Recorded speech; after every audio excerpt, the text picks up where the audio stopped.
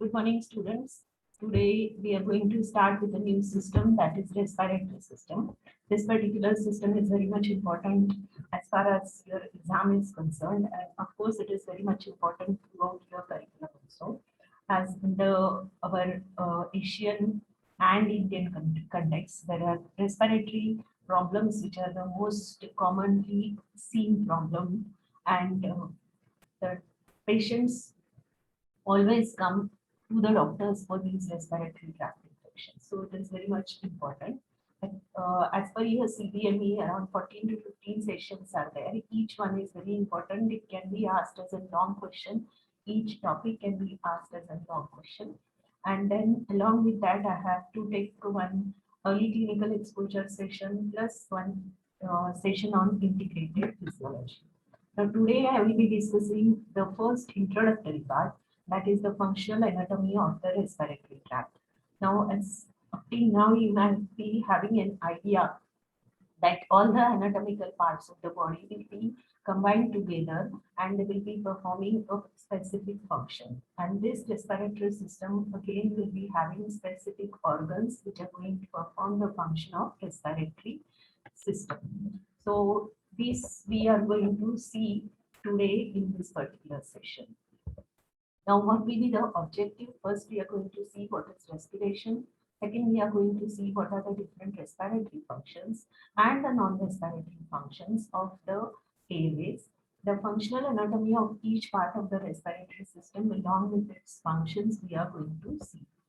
The respiration is defined as complex physiological process by which the living organisms exchange the oxygen and carbon dioxide between the organism and the environment. So there is an exchange of gases between the organism and the environment. And this particular process is known as respiration. It includes basically three steps: external respiration, the transport of gases in the blood, and then the internal respiration.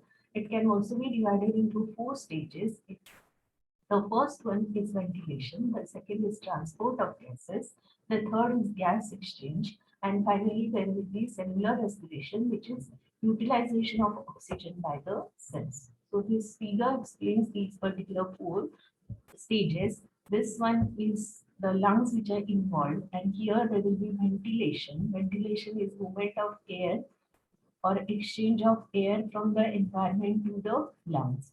So the environment will be having oxygen and this will be ventilated inside the lungs.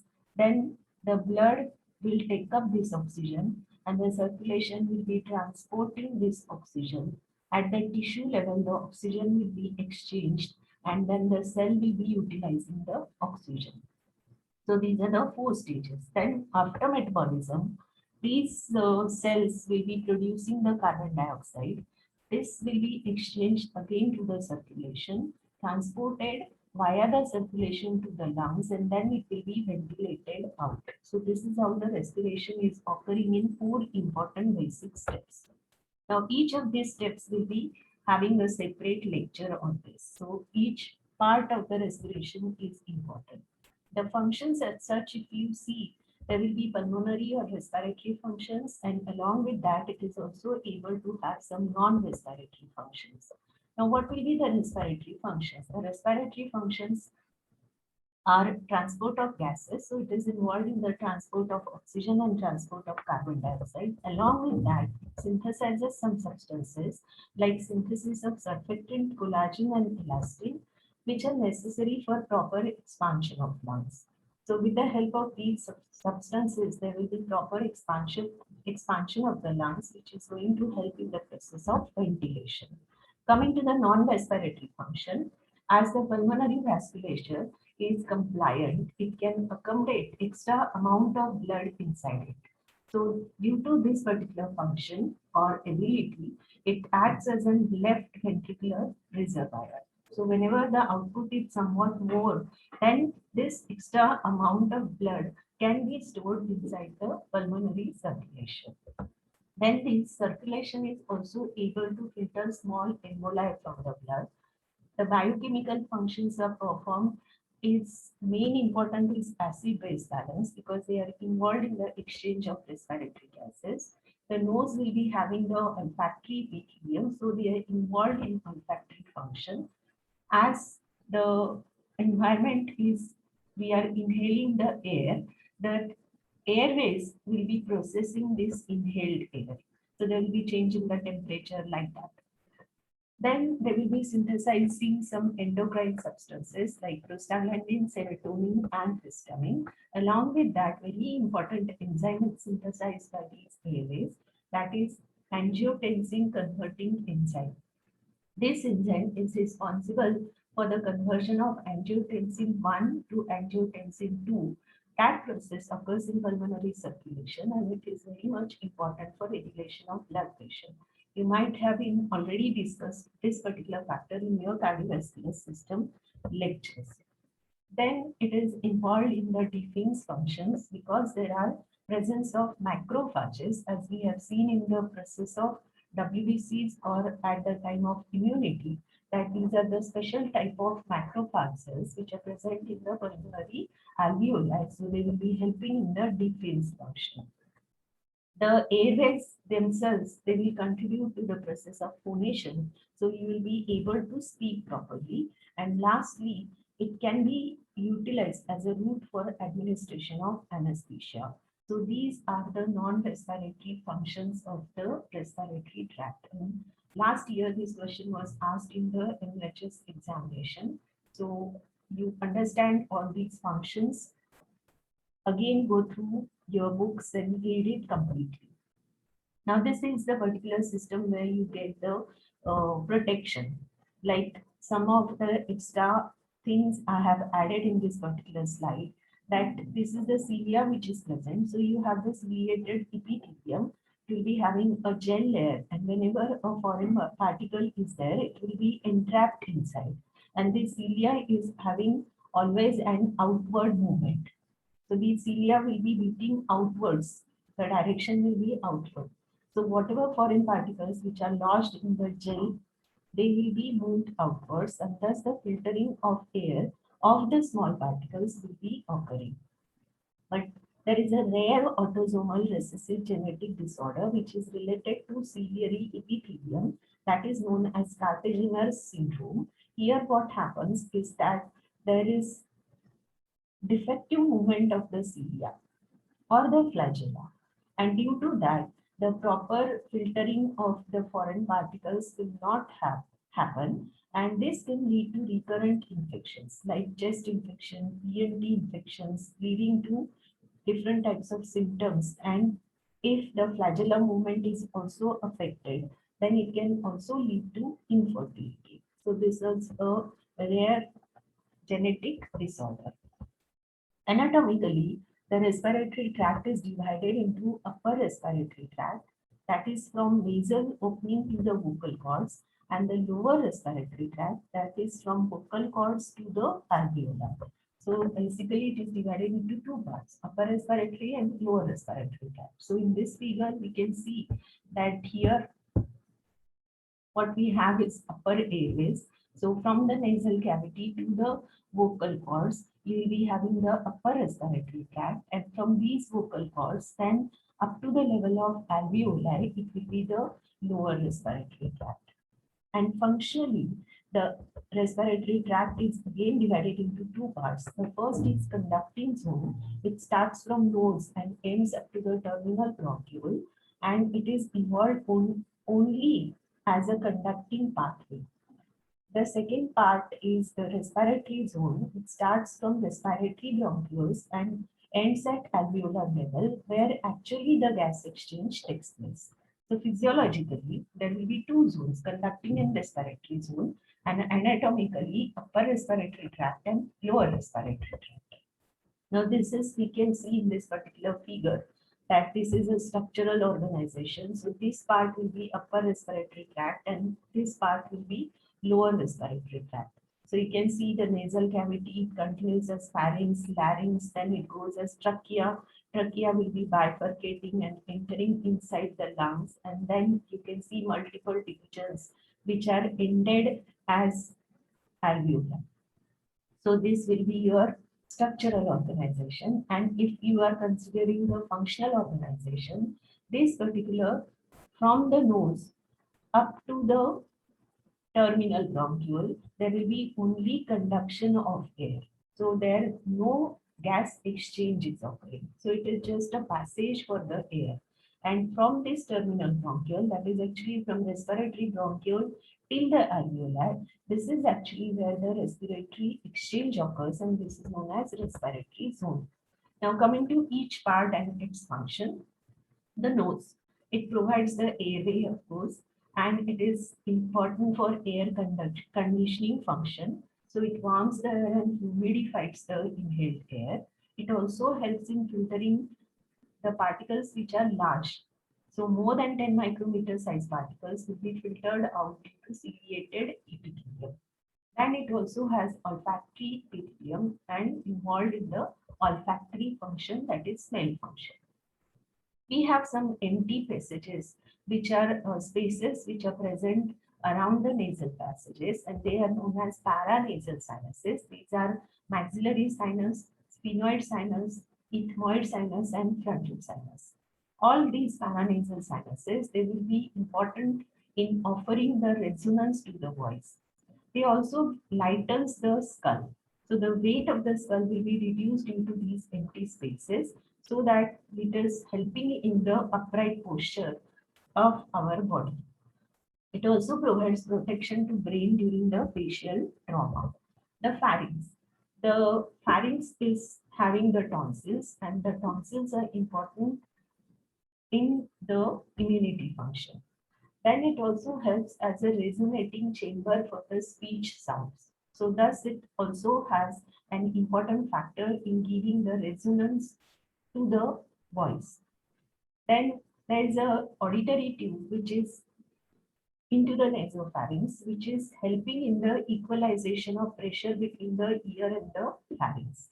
So the opening of this auditory tube is always helping in balancing the pressure between the ear and the pharynx. It also has a protective function by offering the sneeze reflex, and it is common opening for respiratory system and GIT. There's again an applied part which is related to this particular pharynx part. That's we can have airplane ear, that is ear barotrauma. It is the stress on your eardrum that occurs when the air pressure in your middle ear and the air pressure in the environment are out of balance. So generally the tube opening will be balancing the pressure, but if it is lost, then there will be barotrauma, and this is known as airplane ear. And this can happen when you are on an airplane that's climbing after the takeoff or descending for landing. So there is a change in the environmental barometric pressure. At these particular incidences, this can happen. So how you can prevent it? You have to have some self-care steps like yawning, swallowing, chewing gum. Usually that counters the differences in air pressure and improves the air symptoms. But sometimes there is a severe pain, and then in that condition, you might need to see a doctor for that. So you have to remember this fact also, which is related to that. So this was the part which has upper respiratory tract.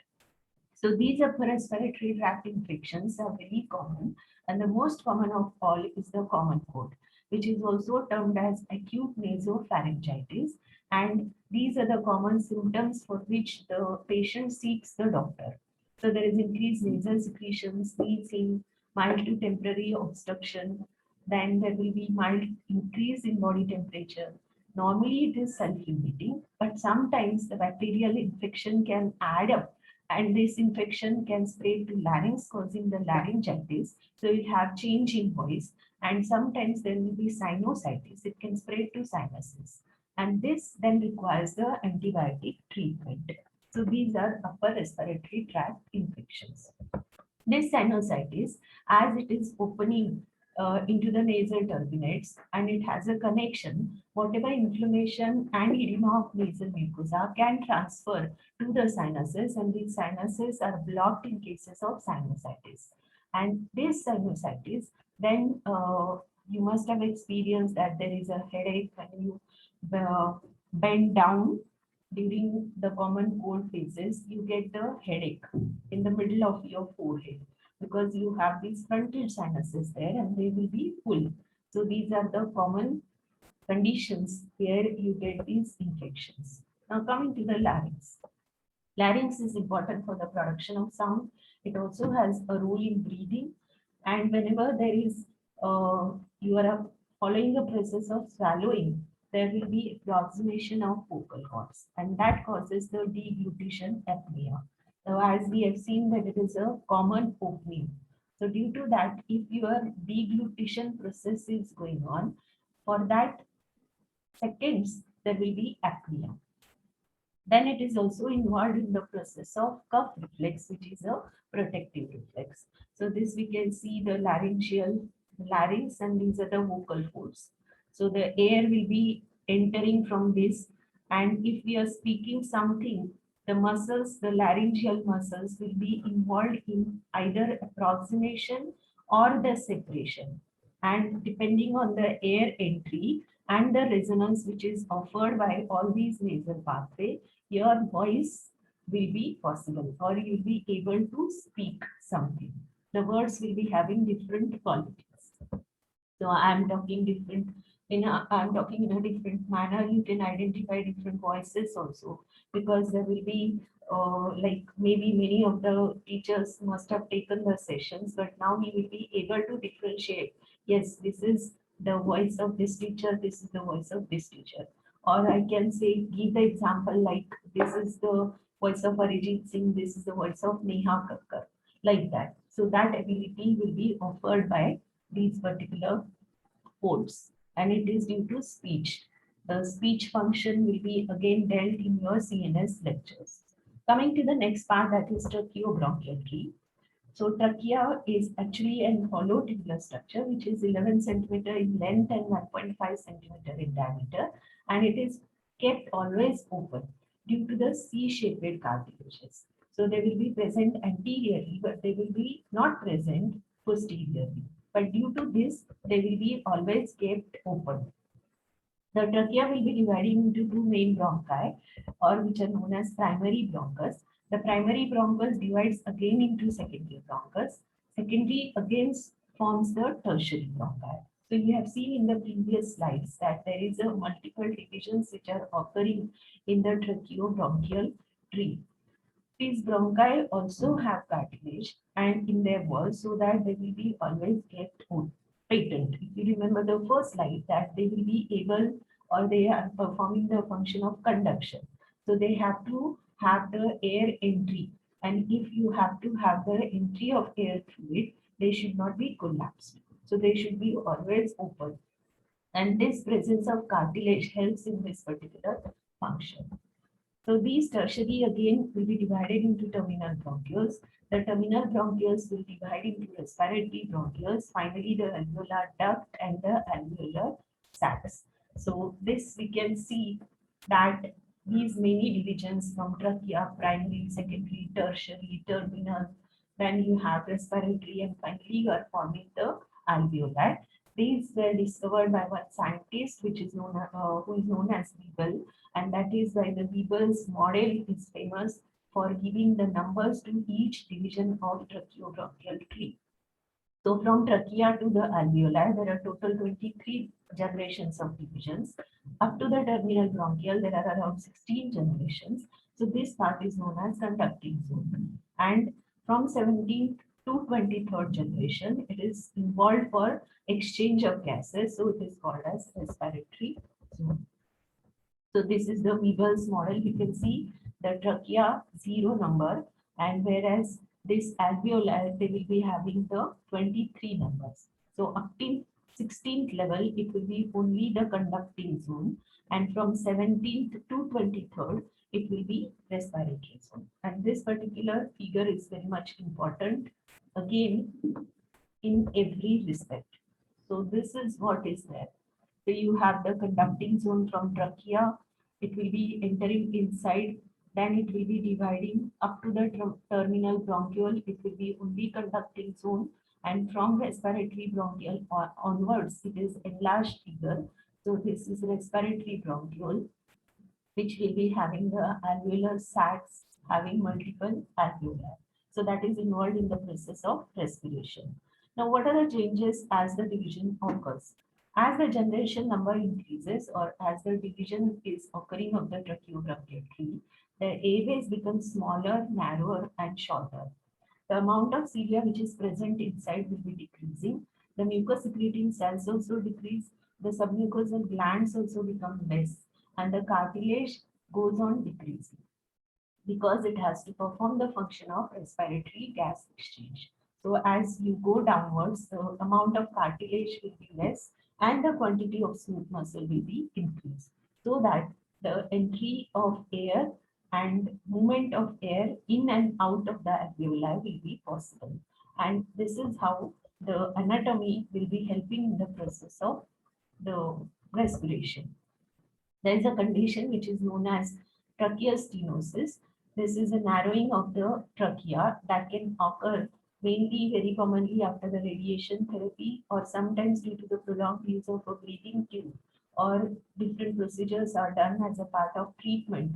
So you have a tube inside the trachea, and due to that there might be the narrowing of the windpipe, and that is known as tracheostenosis. This can lead to difficulty in breathing. There may be sometimes aspiration of foreign bodies. Now, this aspiration is always very commonly seen that right lung is more commonly affected by the inhaled foreign particles, which is known as aspiration of foreign bodies. So the right lung is affected more. Why? Because the right main bronchus has a wider diameter, it is shorter in length, and it is parallel to the high lung. So very easily, whatever foreign particles are entering, they can enter very easily in the right main bronchus as compared to the left main bronchus. So these aspirated foreign objects are more likely to settle in the right bronchus. And if you are lying on the right side, the foreign body usually enters in the right upper lobe. If you are upright, the foreign object usually enters again in the right lower lobe. If you are lying supine, again the foreign body usually enters the right lower lobe. So due to this anatomical arrangement of the right bronchus, these particular infections or aspirations of foreign body in the right bronchus will be more common. And that is the reason the infections of right lungs are more common. So if you go through now today's scenario, you can see there are so commonly the CT scans are done for the diagnosis of COVID disease. And for that, if you see that the right lung is always commonly affected, even in different type of respiratory disorders like occupational disorders, inhalation of dust, inhalation of pollution, pollutant materials, everywhere the right lung will be affected more due to the functional arrangement. Now coming to the most important part, that is the alveolar. If we compare in both the lungs, there are around 300 millions of alveoli present, and the area is very large. So it is having 70 square meters of total surface area. So tiny particles, but they will be having more surface area. So easily the gas exchange can occur. These are lined with simple squamous epithelium, and there are two types of cells. Type 1 cells, which are 95%, and they are important for gaseous exchange, whereas type 2 cells, which are very less, but they are again important as they will be secreting the surfactant, and due to this, the expansion of the lungs is possible. So this is a figure of alveoli. This we can see these are the tiny spaces and they will be lined by these cells. And this is the actual photograph of these alveoli. Now you again have to remember that alveoli, they increase in number and size during childhood only. So after adolescence, the alveoli can increase in size but not in number. So the number is always fixed. So whenever the destruction of alveoli due to any type of disease, this can have cause permanent damage to the lungs, because the lungs then will be having limited ability to repair themselves as an adult. So this is again one important point which you should remember. Coming to the innervation of the lung, which is through autonomic nervous system. So you have the parasympathetic innervation and sympathetic innervation. The parasympathetic innervation is through vagus and the transmitter is acetylcholine. This causes the bronchoconstriction and there will be increased mucus secretion whenever the parasympathetic stimulation is there. The acetylcholine will be acting through muscarinic receptors and atropine can block the muscarinic receptors. So this is how the parasympathetic innervation is there. If you see the sympathetic, it is through the norepinephrine and it causes just the opposite effect. That is, it causes bronchodilation and decreased bronchial secretion. The neurotransmitters, they act through the adrenergic receptors. So you have these innovations through the autonomic nervous system. Again, it is very much important to remember this because whatever treatment you are going to give, you have to see that what are the drugs which are causing bronchoconstriction, what are the drugs which are responsible for bronchodilation. And that can help in the planning of treatment of different disorders. It is very commonly seen that asthma attacks are very common in early morning. Why? The reason is that it has a circadian rhythm in the bronchial pore. So there is a maximum bronchial constriction at around 6 a.m. That is early in the morning, you can have maximum bronchial constriction. And due to that, the asthma attacks are more common early in the morning.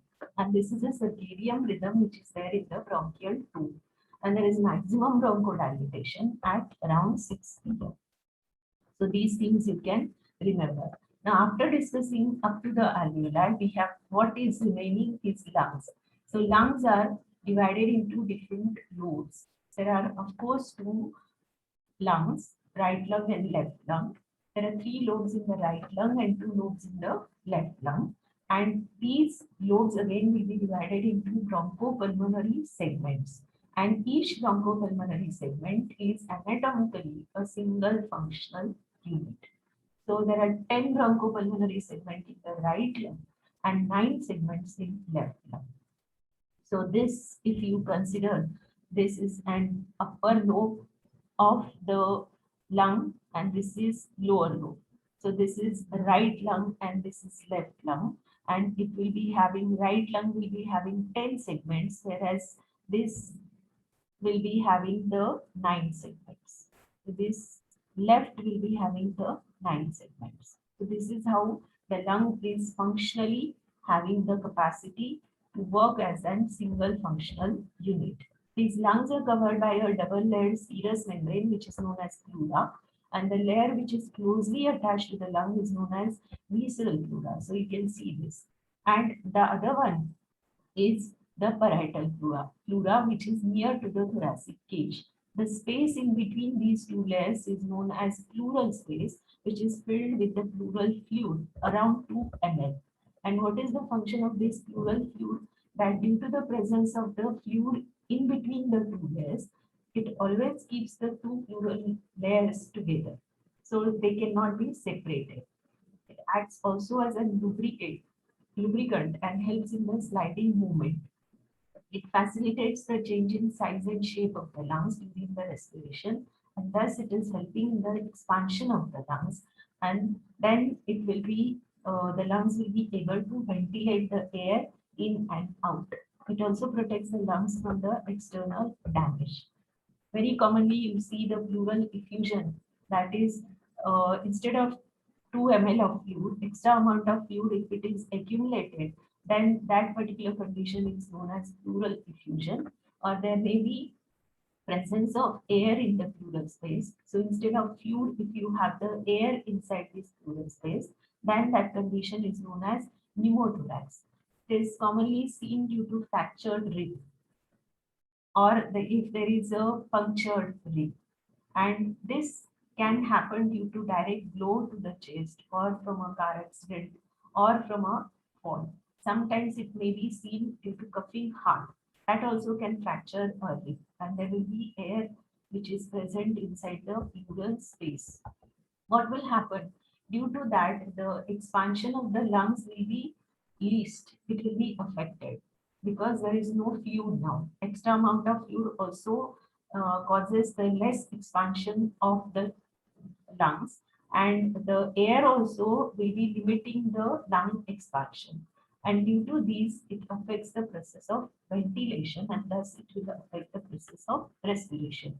So most of the times, if these are the conditions, you will require an mechanical ventilator for these because the lungs cannot function as a ventilator. The blood supply to the lungs is through pulmonary circulation and the bronchial circulation. So both of these will be having this. The bronchial vessels will be nourishing the bronchial and the parietal fibula. It is a branch of descending aorta and contains the pure blood. So thank you very much. I think that is all regarding this particular session of functional anatomy. I request again you that after listening to this particular audio session, kindly go through your books, read out complete topic, try to write down the questions which are related to that. And if you have any query, you're free to ask me. Thank you very much.